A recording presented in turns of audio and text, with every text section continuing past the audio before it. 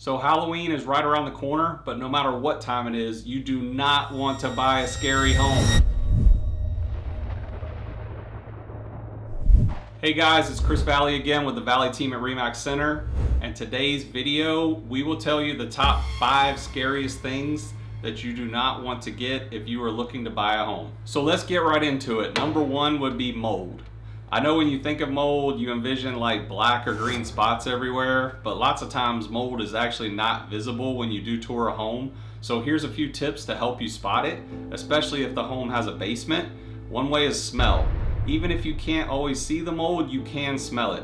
Have you ever walked into like an unfinished basement and there's just that faint or strong like musty smell? That's most likely mold.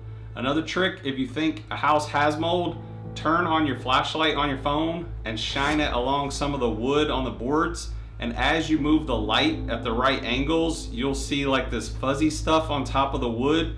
That's most likely mold. Number 2 is water damage. This can be tricky to spot as well, so you have to have your eyes peeled when you're walking around in order to find water damage.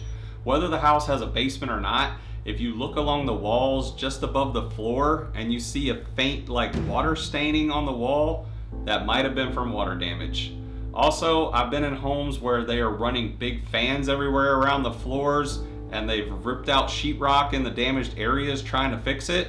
If you see anything like that, you're going to want to check and see who's making those repairs and did they file an insurance claim.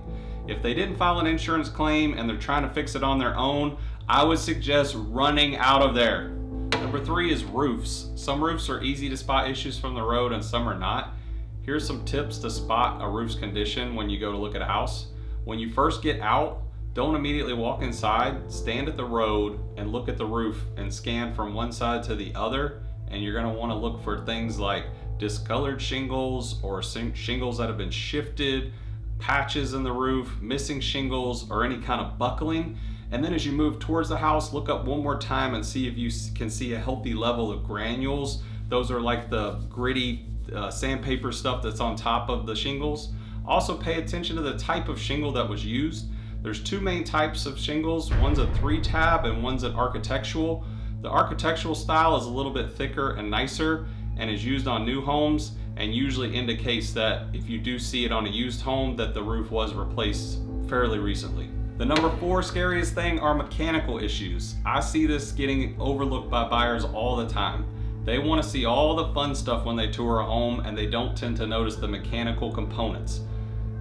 In addition to checking out the kitchen, the bathrooms, the flooring, and the lighting, and all those things, you also need to locate things like the water heater, the AC units, and even take a look up in the attic where you'll usually find the main heating and air unit.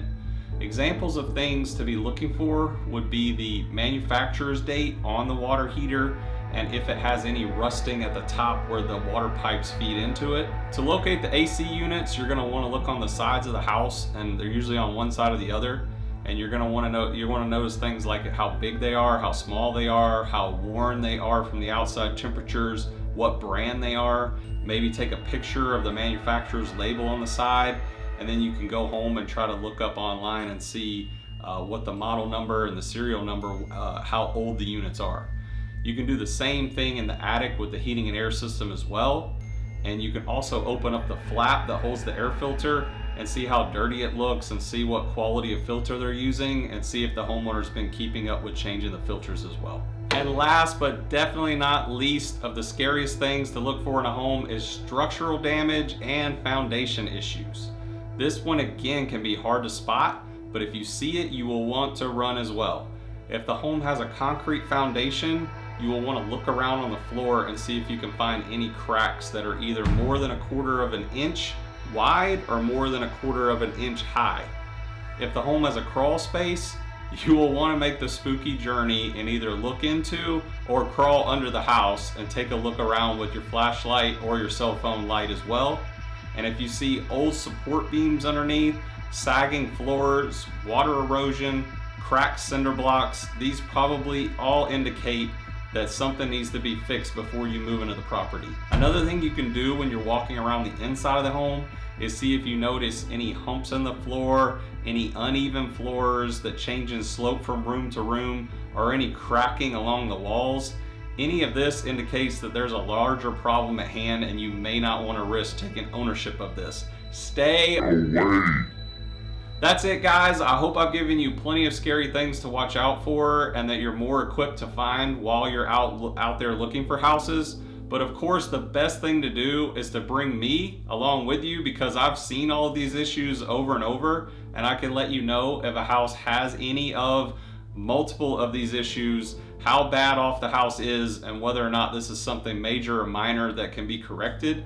Also, we would get a building inspection for you and make sure that all of these issues, if they need to be looked at further and evaluated further by an engineer, that those things are looked at before you make a purchase. Again, thank you guys so much for watching. We are always trying to provide value in these videos, so give us a thumbs up and subscribe if you like this video, and let us know your thoughts by commenting below. For more real estate videos, hit the bell to be notified when we post new content.